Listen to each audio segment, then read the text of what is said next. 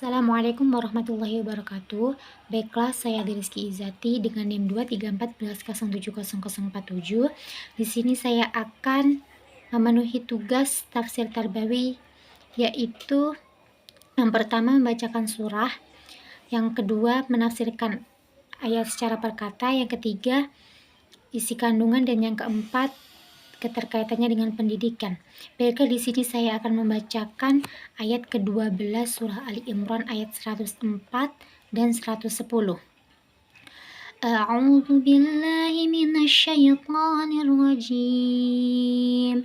Waltakum minkum ummatun yad'una ilal khairi wa ya'muruna bil ma'rufi wa yanhauna 'anil munkar wa ulaika humul muflihun.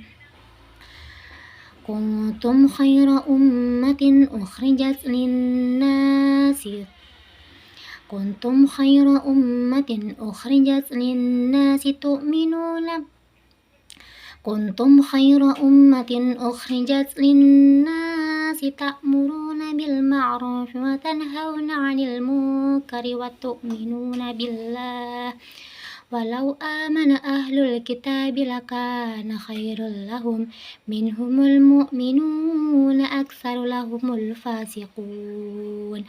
Shadaqallahul azim. Baiklah, selanjutnya saya ingin membacakan arti secara perkata. Waltakun, dan jadilah, minkum, di antara kamu, ummatun, umat, yada'una, menyeru, ila, kepada, khair, kebajikan, waya'muruna, dan mereka menyuruh, bil ma'ruf, dengan kebaikan, wayanhauna, dan mereka mencegah, ani, dari mungkar-mungkar, wa ulaika, dan mereka itulah, humu, mereka, muflihun, orang-orang yang beruntung. Kuntum, kalian adalah kalian, khaira, sebaik-baik, ummatin, umat, ukhrijat, dikeluarkan, linnas, untuk manusia, takmurun, kamu menyeru,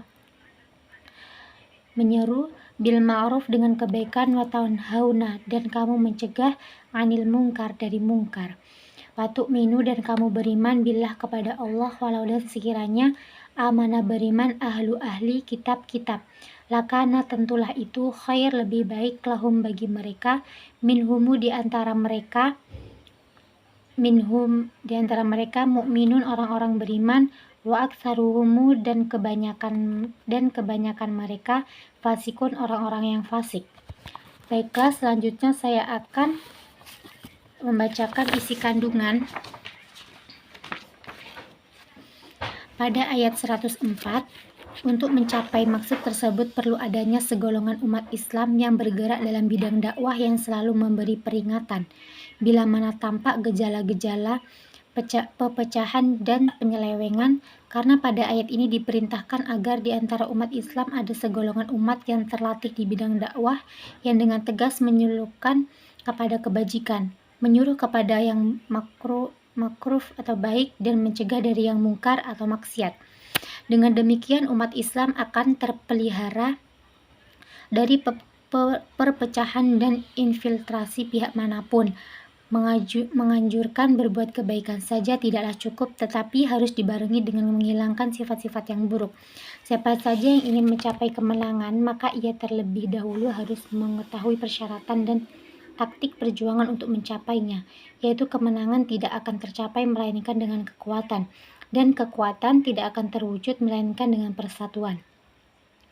Persatuan yang kukuh dan kuat tidak akan tercapai kecuali dengan sifat-sifat keutamaan. Tidak terpelihara keutamaan itu melainkan dengan terpeliharanya agama, dan akhirnya tidak mungkin agama terpelihara melainkan dengan adanya dakwah. Maka kewajiban pertama umat Islam itu ialah menggiatkan dakwah agar agama dapat berkembang biak dan sempurna sehingga banyak pemeluknya. Dengan dorongan agama akan tercapailah bermacam-macam kebajikan sehingga terwujud persatuan yang kukuh kuat. Dari persatuan yang kukuh kuat tersebut akan timbullah kemampuan yang besar untuk mencapai kemenangan dalam setiap perjuangan.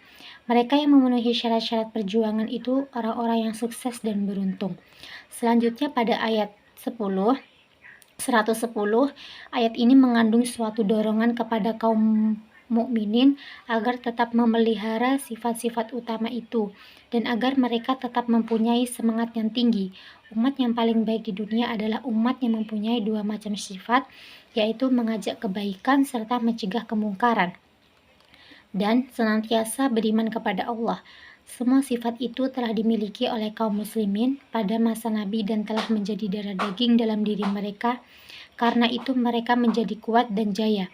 Dalam waktu yang singkat, mereka telah dapat menjadikan seluruh tanah Arab tunduk dan patuh di bawah naungan Islam, hidup aman dan tenteram di bawah panji-panji keadilan.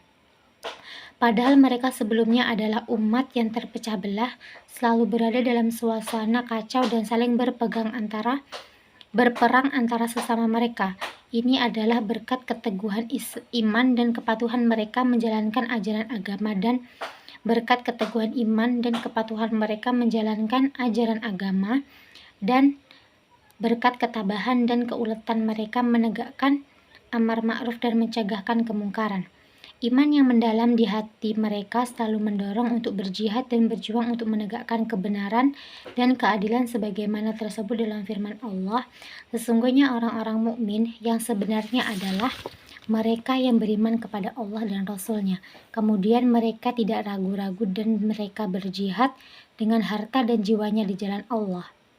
Mereka itulah orang-orang yang benar. Quran Surah Al-Hujurat ayat 15. Jadi ada dua syarat untuk menjadi umat terbaik di dunia. Sebagaimana diterangkan dalam ayat ini, pertama, iman yang kuat, dan kedua, menegakkan amar ma'ruf dan mencegah kemungkaran. Maka setiap umat, dan apabila kedua hal itu diabaikan dan tidak dipedulikan lagi, maka tidak dapat disesuaikan bila umat itu jatuh ke lembah kemelaratan. Ahli kitab itu jika beriman tentulah lebih baik bagi mereka, tetapi sedikit sekali di antara mereka yang beriman seperti Abdullah bin Salam dan kawan-kawannya. Dan kebanyakan mereka adalah orang fasik, tidak mau beriman, mereka percaya kepada sebagian kitab suci dan kafir kepada sebagiannya yang lain. Atau mereka percaya kepada sebagian rasul seperti Musa dan Isa dan kafir kepada Nabi Muhammad SAW. Selanjutnya, keterkaitannya dengan pendidikan. Quran Surah Ali Imran ayat 104 ini memuat perintah Allah Subhanahu wa Ta'ala untuk menyeru kebaikan dan mencegah kemungkaran, yang berarti memerintahkan kebaikan dan menghentikan perilaku yang tidak sesuai dengan nilai-nilai Allah Subhanahu wa Ta'ala. Dalam konteks pendidikan, ini berarti memperkenalkan nilai-nilai kebaikan dan menghentikan perilaku yang tidak sesuai dengan nilai-nilai Allah Subhanahu wa Ta'ala. Keterkaitan dengan pendidikan pada Quran Surah Al Imran ayat 10. Nah, ayat ini memuat perintah Allah Subhanahu wa Ta'ala kepada umat Islam untuk mengamalkan amal ma'ruf nahi mungkar dan beriman kepada Allah Subhanahu wa Ta'ala. Dalam konteks pendidikan Islam, ayat ini memiliki esensi dan signifikan dalam mengembangkan dalam Al-Qur'an yang meliputi nilai-nilai pendidikan Islam seperti akidah, syariah, akhlak dan ibadah. Baiklah, hanya itu yang dapat saya sampaikan. Kiranya kurang, saya mohon maaf. Saya akhiri. Wassalamualaikum warahmatullahi wabarakatuh.